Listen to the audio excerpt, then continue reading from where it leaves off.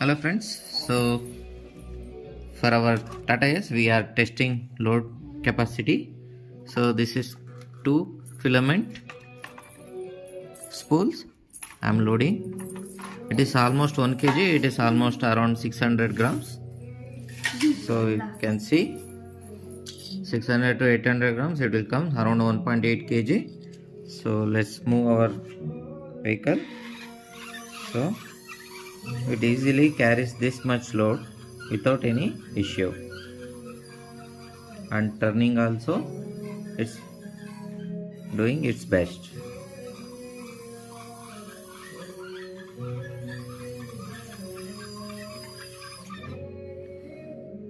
If you like this project, please subscribe our channel and hit the bell button for future notifications. Thank you.